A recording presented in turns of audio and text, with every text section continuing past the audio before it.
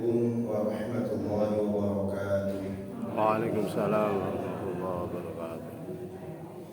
Alhamdulillah alladzi anzala al-Qur'an hudan lin-nas wa bayyinatin minal-huda wal-furqan. Asyhadu an la ilaha illallah wahdahu la syarika lah wa asyhadu anna Muhammadan abduhu wa rasuluh. Allahumma shalli wa sallim wa barik ala nabiyyina Muhammadin wa ala alihi wa sahbihi wa man tabi'ahum bi ihsanin ila yaumiddin. Allahumma inna nas'aluka ilman nafi'a wa na'udzu bika min ilmin la yanfa'. Allahumma inna nas'aluka khaira ma fi hadhihi al-lailah wa khaira ma ba'daha wa na'udzu bika min syarri ma fi hadhihi al-lailah wa syarri ma ba'daha. Allahumma arhamna bil Qur'an waj'alhu lana imaman wa nuran wa hudan wa rahmah. Allahumma arzuqna tilawatahu ana al-lail wa atrafan nahar. Hadirin Bapak Ibu yang dirahmati Allah Subhanahu wa taala, alhamdulillah pada kesempatan kali ini kita masih diberi nikmat oleh Allah untuk dapat menjalankan serangkaian amal ibadah. Mudah-mudahan seluruh aktivitas ibadah kita senantiasa diterima oleh Allah Subhanahu wa taala. Selawat beriring salam kita haturkan kepada uswah kita, panutan kita, suri tauladan terbaik kita, Rasulullah Muhammad sallallahu alaihi wasallam, keluarga dan seluruh sahabat-sahabatnya.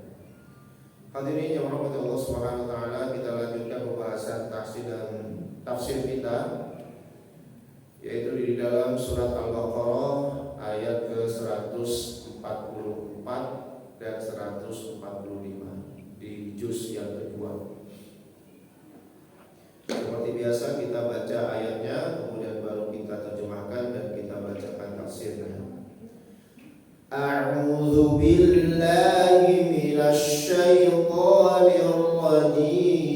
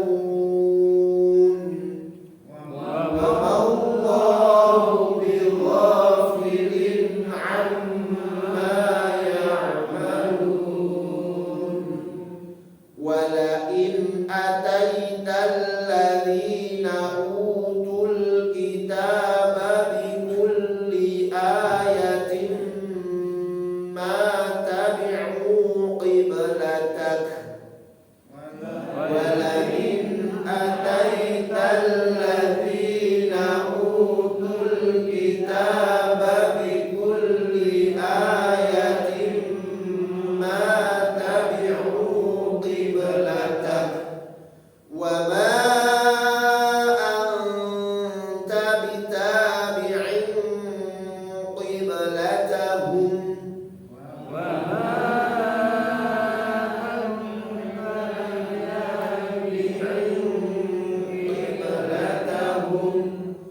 wa ma ba'duhum bitabi'in qiblata ba'd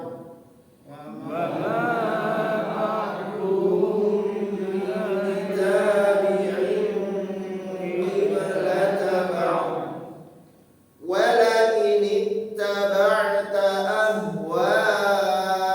أهواءهم من بعد ما جاءك من العلم ولئن اتبعت أهواءهم من بعد ما جاءك من العلم إنك إذا لمن الظالمين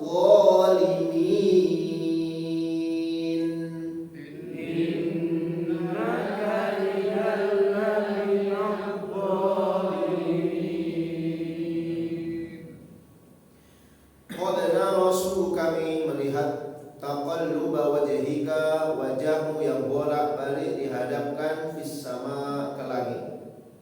Sungguh kami telah melihat wajahmu Muhammad yang seringkali kamu tengadahkan ke langit.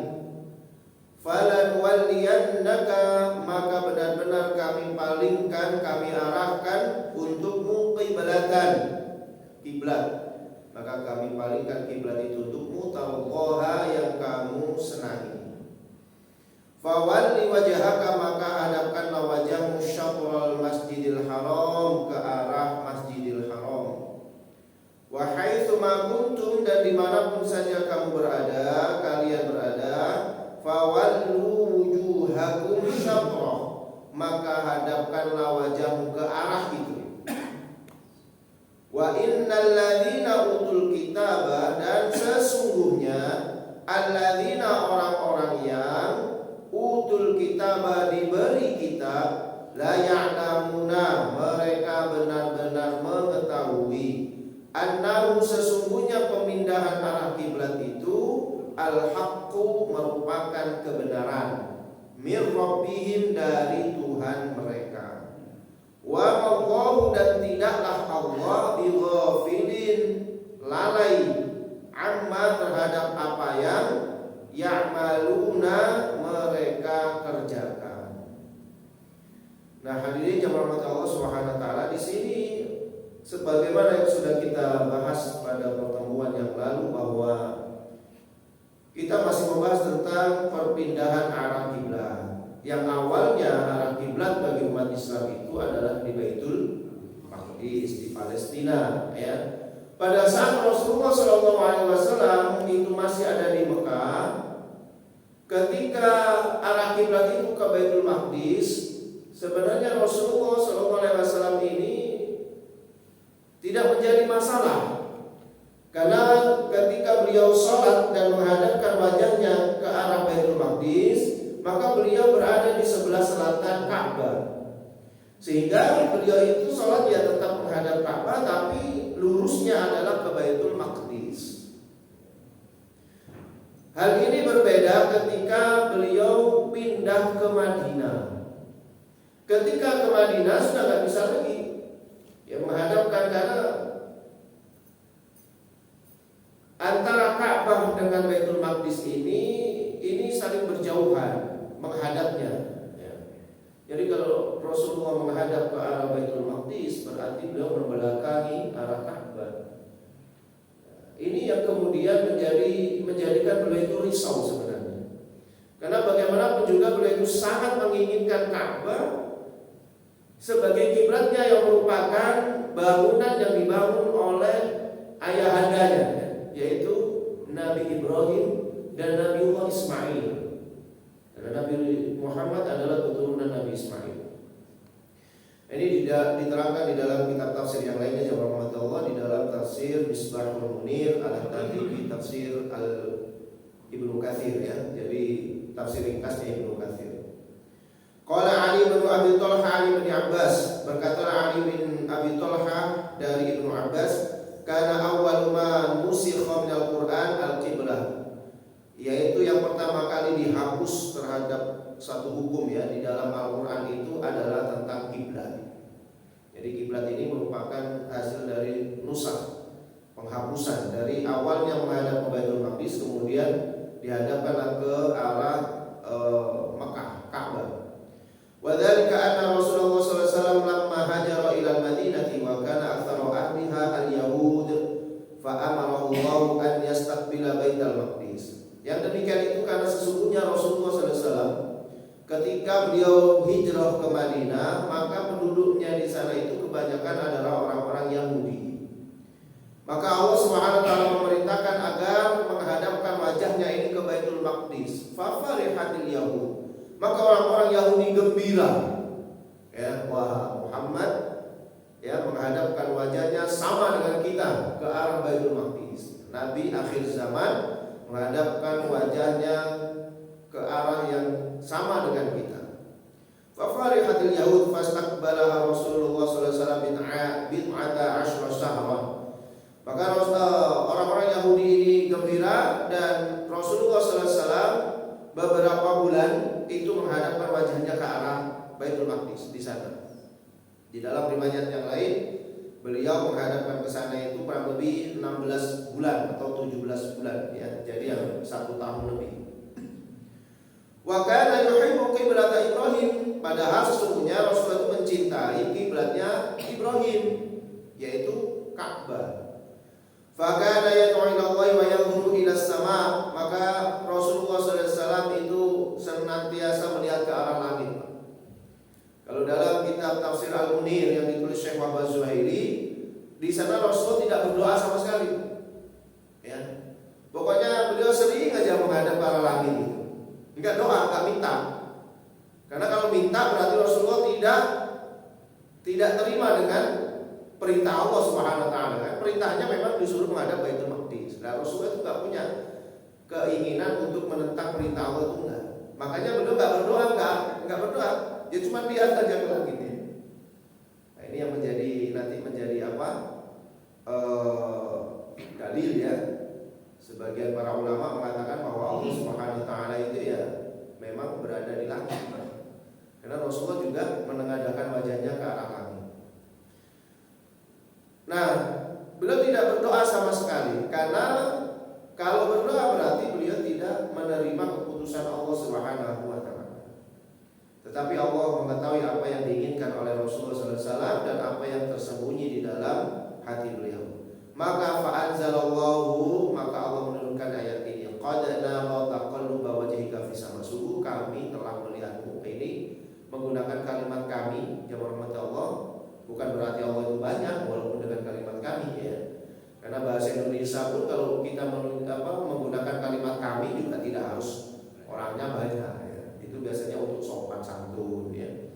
Kami hargai Anda, padahal yang ngomong ya satu orang, bukan saya menghargai Anda, bukan gitu.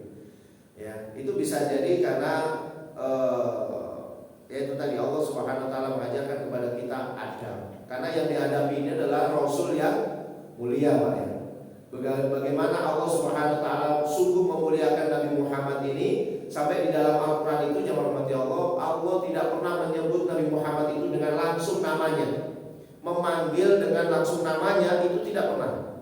Ya, saking mulianya Nabi Muhammad sampai oleh Allah dimuliakan, kalau menyebut nama itu tidak langsung kepada namanya. Biasanya dengan gelarnya, ya ayuhan nabi. Nah, seperti itu. Beda dengan ya Musa. Beda ketika Allah menyebut nama nabi-nabi yang lainnya, begitu Allah menyebutnya langsung dengan namanya, tapi kepada Nabi Allah Subhanahu wa taala tidak langsung menyebut namanya tetapi menyebut gelarnya karena kemuliaan Rasulullah sallallahu alaihi wasallam. Begitu pula dengan ayat ini, ya. Karena Allah memuliakan Nabi Muhammad, maka Allah tidak menyebutkan saya tetapi menggunakan kami. Kami melihat engkau bolak-balik wajahmu kamu hadapkan ke arah langit. Di dalam ayat di dalam tafsiran yang lain, kenapa Allah menggunakan kalimat naro? Karena yang melihat bukan Allah saja sebenarnya. Para malaikat pun juga sering melihat Rasulullah bolak-balik menghadapkan wajahnya ke arah langit. Maka ketika Rasulullah SAW menghadapkan wajahnya ke arah langit, maka Allah pahami Muhammad ini pingin ya supaya kiblatnya dirubah. Falanuwalliyannaka qiblatan tardaha. Maka benar-benar kami telah rubah arah kiblatmu kepada kiblat yang engkau ridhoi, yang engkau senangi. Maka jamaah Allah Subhanahu wa taala diriwayatkan dari Al-Hakim dari Ali bin Abi Thalib radhiyallahu anhu, "Fawalli wajhaka syatrul Masjidil Haram." Maksud syatrul di sini adalah qibalahu ya, wajahnya ini menghadap ke arah sana. Kemudian diterangkan juga di dalam tafsir ini bahwasanya wa haitsu ma kuntum fawallu wujuhakum syatra. Kemana saja wajahmu, kemana saja kamu berada, maka hadapkanlah wajahmu ke arahnya, ke arah kiblat itu. Ini menunjukkan bahwasanya amara ta'ala bistiqbalil ka'bati min jami'i jihadil ardi syarqan wa gharban wa shimalan wa januban.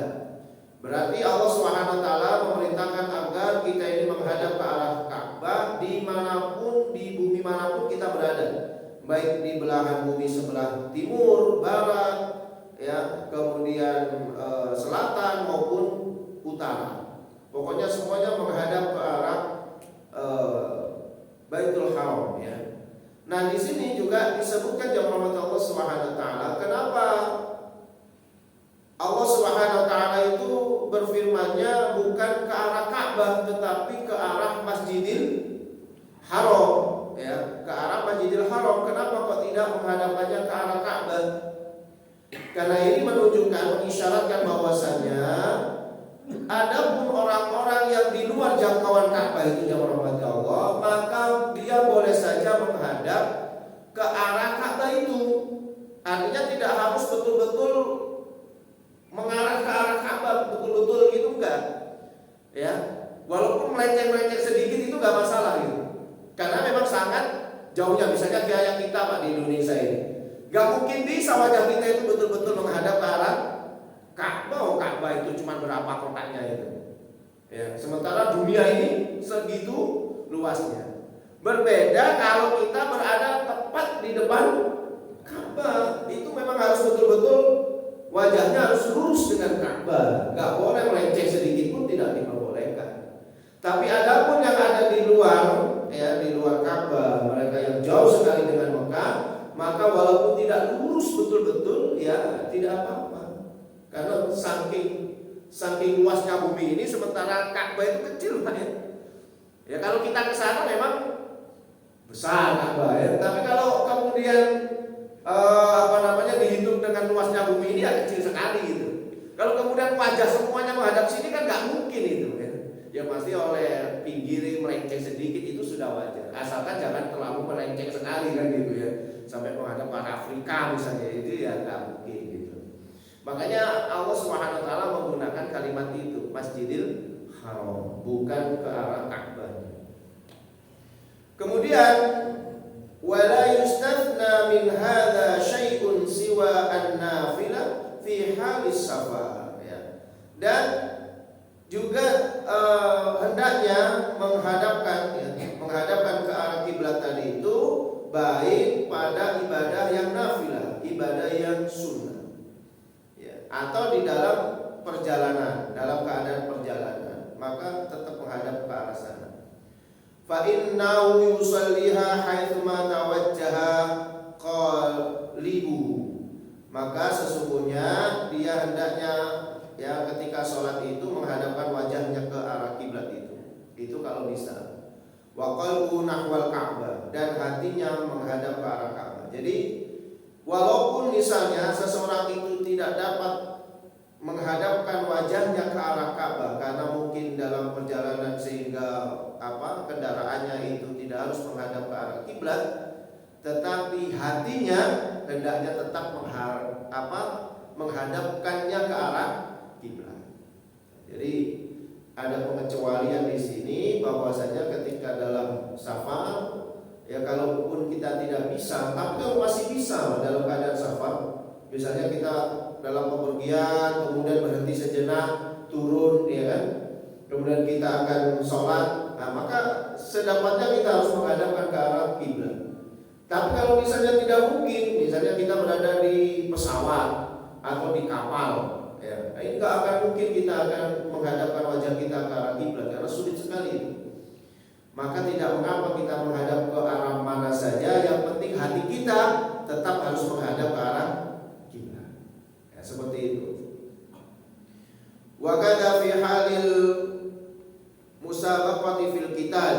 Ya, begitu pula dengan dalam kondisi perang, ya, yusalli ala kulli halin, hendaknya dia sholat dalam keadaan kemanapun.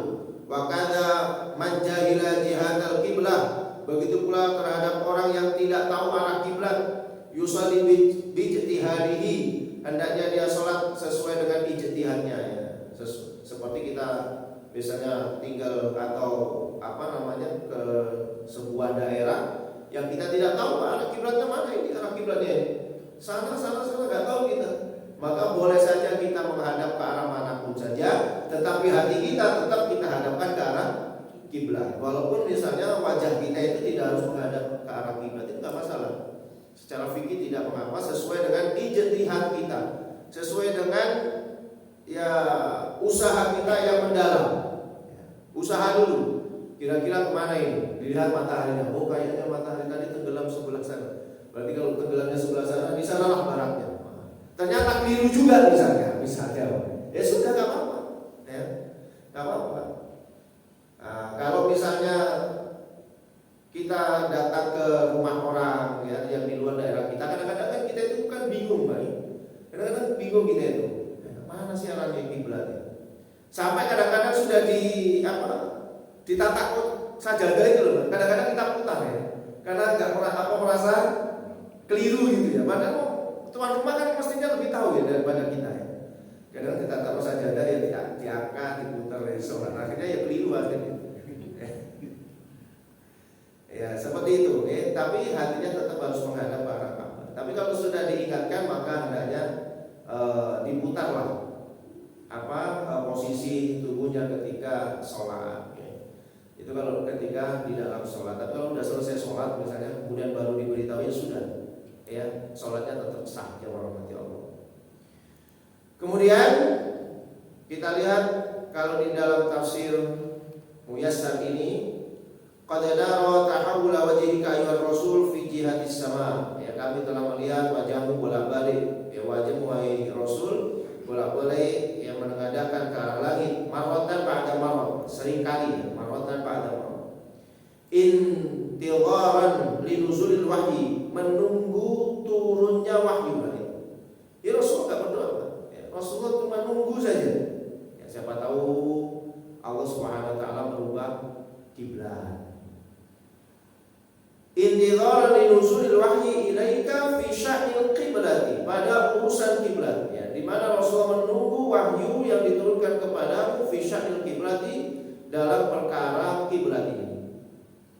Fala nusarrifannaka an baitil maqdis ila qiblatin tuhibbuha wa tardaha, maka kami palingkan wajahmu dari Baitul Maqdis ke arah kiblat yang engkau sukai dan engkau sangat inginkan. Wahia wujhatul masjidil haram di Makkah, yaitu menghadapkan wajah ke arah Masjidil Haram di Mekah. Ini sekali lagi bukan kepada Ka'bah. Allah Subhanahu wa taala menyebutnya ke Masjidil Haram, sehingga walaupun kita tidak tepat betul, karena memang jangkauan kita yang sudah jauh, maka itu sah saja sholatnya. Tetapi bagi mereka yang berada tepat di depan Ka'bah, maka wajahnya harus betul-betul tepat menghadap ke arah Ka'bah. Fawalli wajhaka ilaiha, maka hadapkanlah wajahmu kepadanya, kepada Ka'bah tersebut. Wa fi ayyi makanin kuntum, dan dimanapun kamu berada ayuhal muslimun, wahai orang-orang muslim, wa aratum shalah, dan kamu menginginkan untuk salat, fatawajjahu nahwal masjidil haram, maka hadapkanlah wajahmu ke arah masjidil haram. Wa innal ladzina aqamullahu ilmul kitab, dan sesungguhnya orang-orang yang diberikan kepada mereka ilmu kitab, yaitu adalah ahlul kitab, orang Yahudi dan Nasrani, minal Yahudi wan Nasara, dari golongan Yahudi dan Nasrani, la ya'lamuna, mereka sungguh mengetahui antuhawila kaidal ka'bati huwal haqqus tsabit fi kutubihim, mereka mengetahui bahwasanya pemindahan kiblat ya ke arah Ka'bah merupakan kebenaran yang sudah disebutkan di dalam kitab-kitab mereka. Jadi di dalam kitab mereka, di dalam kitab Taurat maupun di dalam kitab Injil, peristiwa akan terjadinya pemindahan arah kiblat yang akan diberikan kepada Nabi akhir zaman itu sebenarnya sudah tercatat di dalam kitab mereka. Hanya saja mereka menyembunyikannya. Nah, itu permasalahannya.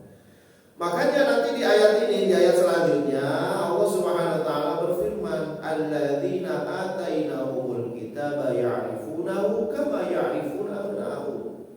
Orang-orang yang diberikan kitab kepada mereka, ya, mereka itu mengenal Nabi Muhammad itu sebagaimana mereka mengenal terhadap anaknya sendiri. Jadi betul-betul detil sebenarnya, ya. Ciri-cirinya, kemudian bagaimana nantinya, itu semuanya sudah ada dalam kitab-kitab suci mereka. Hanya saja sekali lagi mereka menyembunyikan itu, ya, karena ya itu sudah kebiasaan mereka. Kebiasaan orang-orang Yahudi memang yang mendustakan nabi-nabinya itu sudah biasa mereka lakukan. Apalagi yang kedua, ternyata nabi yang mereka harap-harapkan bukan keturunan Israel, bahkan keturunan Ismail yang merupakan orang Arab, yang mereka sangat benci sekali terhadap orang-orang Arab. Sehingga ya dengan latar belakang yang demikian itulah akhirnya mereka mendustakan ayat-ayat Allah Subhanahu wa taala, menyembunyikan kebenaran. Maka Allah Subhanahu wa taala berfirman, wa wallahu bighafilin amma ya'malun. Allah tidak lalai terhadap apa yang mereka kerjakan. Wa wallahu bighafilin amma ya'malu haula'il mu'talibun. Dan Allah Subhanahu wa taala tidak lalai terhadap apa yang mereka kerjakan, yaitu al-mu'talibun, orang-orang yang menentang syariat Allah, al-musyabbihun, dan orang-orang yang masih ragu-ragu terhadap perintah Allah. Wa sayujazihim 'ala dzalika, dan kelak kami akan membalas mereka semuanya atas perbuatan itu. Maka semuanya akan dibalas oleh Allah Subhanahu wa taala. Walakin atainal ladzina utul kitaba bikulli ayatin ma tabi'u qiblatak. Dan seandainya engkau Muhammad memberikan seluruh ayat kepada orang-orang yang diberikan kitab, ma tabi'u qiblatak, tetap mereka tidak akan mengikuti kiblatmu. Walaupun sudah kamu sampaikan ayat-ayat Allah misalnya, ditujukan ini perintah Allah, ini ayat-ayatnya misalnya, ya ditujukan semua ayat-ayat itu, ma tabi'u qiblatak, mereka tidak akan mengikuti kiblatmu. Wa ma anta bitabi'in qiblatahum, dan engkau juga tidak mengikuti kiblat mereka. Jadi sebenarnya jamaah umat Allah, yang selama ini orang-orang Yahudi itu menghadapkan wajahnya ke arah Baitul Maqdis, ketika perintah Allah turun kepada Nabi Muhammad untuk memutar tubuhnya menghadap ke arah kiblat, yaitu di Ka'bah, sebenarnya kiblatnya orang Yahudi itu juga ikut berpindah sebenarnya. Jadi pemindahan kiblat itu bukan hanya untuk Nabi Muhammad dan umatnya atau pengikutnya, tetapi perintah itu untuk semuanya. Yang tadinya orang-orang Yahudi itu kalau beribadah menghadap ke arah Baitul Maqdis, begitu turun ayat ini sebenarnya mereka juga harusnya merubah arahnya menghadap ke arah Ka'bah. bukan lagi menghadap ke arah Baitul Maqdis. Dan itu sebenarnya mereka juga sudah ketahui, karena sudah diterangkan oleh Allah Subhanahu wa taala di dalam kitab-kitab suci mereka. Hanya saja mereka karena suka mendustakan nabi-nabinya, sehingga yang demikian itu tidak pernah disampaikan kepada umatnya. Ya, karena kitab Taurat, kitab Injil itu dulu yang berhak membaca itu cuma rabi-rabinya saja, Pak. Beda dengan Al-Quran. Ya, kalau dulu orang bisa baca kitab Taurat itu ya hanya ulamanya saja. Adapun yang tidak sampai kepada derajat rabi mereka atau biarawan-biarawan mereka itu ya nggak boleh baca kitab suci itu. Ya, beda dengan Al-Quran. Kalau Al-Quran ini semuanya harus baca, memang beritanya seperti itu. Ya. Sehingga kalau ada pemalsuan, ada sesuatu yang disembunyikan, maka orang-orang nggak ada yang tahu, ya rahmati Allah. Lagi pula juga nggak ada yang hafal. Kalau misalnya satu lembar disobek saja, ya, kemudian dihilangkan itu, ya orang-orang nggak akan ada yang tahu itu. Kalau itu sudah dirubah, ya, kemudian mungkin ayatnya dimutilasi misalnya, dihilangkan gitu, ya nggak ada yang tahu. Ya, beda dengan Al-Quran. Kalau Al-Quran ini satu lembar saja Pak hilang, oh sudah pasti tahu itu, ya, pasti tahu umat Islam itu. Nah, itu cara Allah Subhanahu wa taala menjaga. Maka kalaupun kesampaikan ayat-ayat Allah kepada mereka, mereka tetap tidak akan mengikuti kiblatmu. Wa ma anta bitabi'in qiblatahum, dan kamu juga jangan mengikuti kiblat mereka karena sudah dirubah kiblatnya. Tadinya ke Baitul Maqdis, sekarang sudah dirubah. Wa ma ba'dhum bitabi'in qiblatal ba'd, dan di antara mereka juga tidak mengikuti kiblat di antara mereka juga. Artinya orang Yahudi tidak mengikuti kiblatnya orang Nasrani, orang Nasrani juga tidak mengikuti kiblatnya orang Yahudi. Jadi yang punya kiblat menghadap betul-betul itu cuma umat Islam dengan orang Yahudi Pak hari ini. Jadi orang Yahudi itu tetap kiblatnya ke arah Baitul Maqdis. Makanya mereka berusaha betul-betul itu merebut Al-Aqsa itu. Kenapa? Karena umat Islam kan sudah punya Ka'bah, ngapain sekarang masih tinggal di Baitul Maqdis? Seharusnya ini adalah wilayahnya orang Israel gitu. Apa anggapan mereka itu seperti itu, Pak. Umat Islam ini kan sudah punya kiblat sendiri, ya. Kiblatnya di Ka'bah, ya, di Mekah. Udah nggak diapa-apakan gitu Ka'bah itu.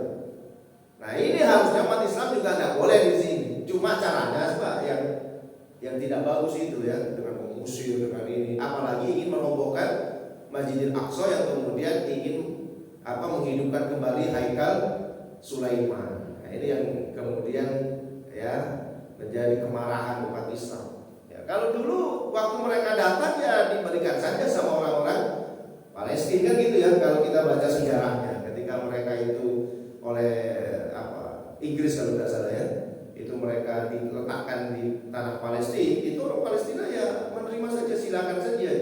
Tapi lama kelamaan, ya, yang tadinya pendatang malah menggusur pribuminya. Ya.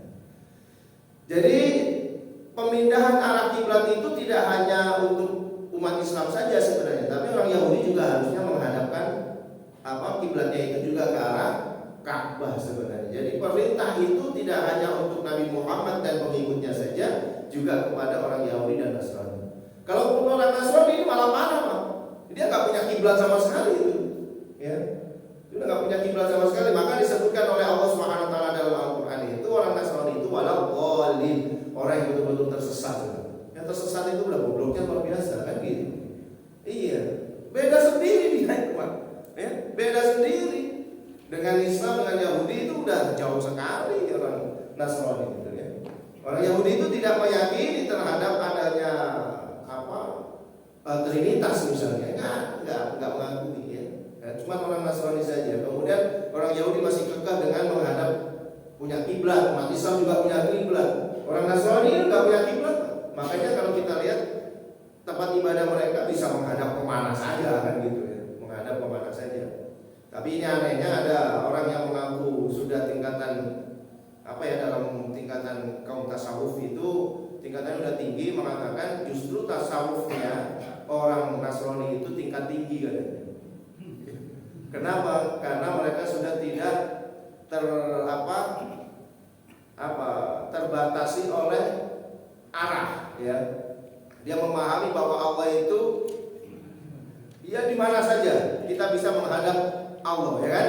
Jadi tidak terbatas oleh wajah. Kalau yang masih terbatas oleh menghadap ke arah mana, itu berarti masih tingkatan syariat. Tapi kalau orang yang sudah tingkatannya sudah tinggi sekali, ya sudah nggak perlu kita menghadap ke arah kiblat, ke arah selatan, ke arah ini, nggak perlu. Ya, mana saja sudah menghadap kepada Allah Subhanahu wa Ta'ala. Ini kan lucu ya kalau sudah sampai seperti ini. Kayak dulu ada seorang seorang muslim, ya nggak tahu ini masih muslim atau tidak. Itu kalau tidak salah ingat saya itu tahun 2005 kalau nggak saya 2006 ya. Itu orang dari Pakistan itu menyatakan bahwasanya sebenarnya Fir'aun itu tidak salah secara akidah. Ya. Jadi hanya saja Musa itu memang diperintahkan untuk menyampaikan ajaran agama kepada kaum yang awam, sehingga tingkatannya syariat sama dengan itu. Ya. Kalau Fir'aun ini sudah masuk kepada tingkatan yang lebih tinggi, yaitu tingkatan hakikat. Karena dia sudah mengenali bahwa dirinya itu sebenarnya sudah menyatu dengan Tuhan. Ya. Karena ternyata orang ini mengikut ajarannya Al-Halaj, yaitu manunggaling kawulane Gusti itu kalau Indonesia ya. Kalau di Jawa dulu itu ada manunggalnya, menyatunya seorang hamba dengan Tuhan. Sehingga ini kamonok saja nih. Sing ono itu cuma Tuhan. Makanya pada saat itu Firaun mengatakan ana rabbukumul a'la, saya ini adalah Tuhanmu yang paling tinggi, sama dengan ucapan siapa? Siti Jenar ya. Siti Jenar itu kan mengatakan gitu. Siti Jenar itu enggak ada, yang ada hanyalah Allah. Nah, menurut saya lupa namanya itu. Ya, dulu viral itu Pak di tahun 2005 2006 saya baca bukunya ya. Itu dia mengatakan bahwa sebenarnya tingkatan syariat Nabi Musa dengan Fir'aun itu beda kan. Ya, karena Nabi Musa itu memang diutus untuk orang awam sehingga harus mengenalkan Allah Subhanahu wa taala, tapi Fir'aun itu sudah menunggal ya tubuhnya dengan Allah sehingga dia sudah fana ya, istilahnya gitu. Sehingga dia fana, sudah enggak ada. Yang ada dalam pikirannya itu Allah saja. Wah, ini kan keren ya. Sangat bertentangan dengan Al-Quran. Padahal Allah Subhanahu wa taala itu melaknat Fir'aun ini, tapi menurut dia sebenarnya Fir'aun itu pada tingkatan tingkatan keagamaan yang sungguh sudah tinggi sekali. Alhamdulillah dari kalau seperti ini Pak ya. Ini bibit-bibit seperti ini masih ada loh Pak. Jangan dipikir itu sudah nggak ada itu. Jangan dipikir itu 2005 udah nggak ada. Bibit-bibit itu masih ada sampai hari ini mungkin juga masih ada. Ya, bibit-bibit orang yang mengatakan oh ini masih tingkatan syariat, kalau tingkatan hakikat itu sudah beda, manusia itu harus manunggal dengan Tuhannya. Itu masih ada hal-hal yang demikian itu. Masalahnya yang manunggal itu bukan hanya masalah dzauq, bukan masalah rasa, tapi sudah masalah fisik, zat. Kalau orang itu merasa bahwa dirinya itu manunggal dengan Allah Subhanahu wa taala secara rasa, maka itu tidak masalah. Saya merasa diawasi oleh Allah, saya merasa dekat sekali dengan Allah. Itu tidak masalah kalau merasa dekat. Tapi kalau merasa bahwa Allah sudah bersemayam di dalam tubuh saya, nah ini yang bermasalah itu berarti. Karena itu sudah masuk ke arah zat. Ya. Kalau dzauq itu rasa, itu ya tidak masalah. Memang harusnya seperti itu kan. Sebagaimana kalau ketika Rasulullah ditanya tentang ihsan, anta'budallaha ka'annaka tarahu, fa in lam takun tarahu fa innahu yarak. Engkau beribadah seolah-olah melihat Allah, kalaupun engkau tidak melihat Allah, Allah melihatmu. Artinya kita dekat sekali sebenarnya, merasa dekat sekali dengan Allah. Ya. Merasa diawasi oleh, merasa bersama Allah, ya. Sampai Rasulullah mengatakan innallaha ma'ana. Sesungguhnya Allah bersama kami. Apakah secara zat Allah bersama Nabi Muhammad? Kan enggak, itu karena perasaan Nabi Muhammad yang saking dekat sekali dengan Allah Subhanahu wa taala kan gitu ya. Nah, tapi orang-orang yang mengaku tadi itu yang belajar, dia sebenarnya tasawuf itu kan dia Sehingga mendapatkan satu kesimpulan itu tadi, kalau orang itu sudah tingkatan tinggi maka dia akan menyatu tubuhnya dengan Tuhan. Ya, ini yang jadi permasalahannya di situ nanti. Nah itu dulu sudah aliran ini sudah pernah dimunculkan oleh Al-Hallaj yang namanya adalah Wihdatul Wujud. Nah, namanya Wihdatul Wujud. Kalau di Indonesia itu Manunggaling Kawula Gusti. Aneh-aneh. Tapi kata Allah Subhanahu wa taala, wala ini tabata ahwahum, jika kamu mengikuti hawa nafsu mereka. Jadi Allah Subhanahu wa taala itu tidak pernah mengatakan Yahudi Nasrani itu sebagai agama, selalu mengatakan ahwahum. Kalau kamu mengikuti hawa nafsu mereka, karena memang agama yang dibangun mereka itu adalah hawa nafsu saja. Karena apa? Menyelisihi betul perintah Allah Subhanahu wa taala. Allah perintahkan untuk bertauhid, malah menganggap yang lainnya menjadi anak Tuhan lah, ini menjadi inilah dan seterusnya. Allah perintahkan untuk sholat itu dengan rukuk dan sujud, malah berdiri saja. Ini semuanya kan menyalahi ya. Allah perintahkan agar menjauhi daging babi, malah mereka konsumsi. Ya, Allah memerintahkan supaya jangan minum khamr, malah ada waktu khusus untuk minum khamr. Jumat Agung, ya, seperti itu mereka minum khamr dan seterusnya. Ini kan berbeda. Allah perintahkan kita ya untuk menikah, misal seluruh para nabi menikah. Mana dia tidak mau nikah nggak mau kawin tapi mau. Banyak kasus-kasusnya ternyata ya. Nah ini kan ya makanya akhirnya Allah Subhanahu wa taala menyebutkan di dalam Al-Qur'an itu ahwa'ahum, mereka itu hanya mengikuti hawa nafsu mereka saja. Kalau kamu mengikuti hawa nafsu mereka, mim ba'di ma ja'aka minal ilmi, setelah datang kepadamu ilmu pengetahuan, innaka idzal laminal zalimin, maka sesungguhnya kamu ya benar-benar termasuk golongan orang-orang yang zalim. Ya, jadi hadirin yang dirahmati Allah Subhanahu wa taala, memang sudah menjadi tabiat mereka. Mereka itu suka menentang apa yang diperintahkan oleh Allah. Karena memang sebenarnya tidak ada keimanan sama sekali dalam dada mereka terhadap Allah. Orang kalau beriman kepada Allah pasti sami'na wa ata'na. Tapi kalau tidak ada keimanan sama sekali, itu tadi sami'na wa asaina. Allah perintahkan ini, dia lakukan yang ini. Allah perintahkan ini, dia lakukan seperti ini. Ya, seperti itulah kondisi mereka. Maka kita tidak boleh, walaupun ayat ini sebenarnya kepada Nabi Muhammad, tapi sekali lagi bahwa walaupun ini diperintahkan kepada Nabi Muhammad, secara umum itu juga kepada umatnya. Maka kita juga dilarang untuk mengikuti hawa nafsu mereka. Ya, mereka ini selalu seperti itu. Sepanjang tahun akan melakukan, sepanjang masa mereka juga akan melakukan seperti itu. Mereka juga tidak akur, Pak, antara satu dengan yang lainnya juga tidak akur. Di sini disebutkan bahwa ummita min qiblatama. Di antara mereka juga tidak mengikuti, kok kiblat-kiblat mereka juga tidak mengikuti. Ya, makanya jangan sampai ikut kiblat mereka. Ya, kalau ini dimasukkan ke arah sholat, berarti kiblatnya masing-masing.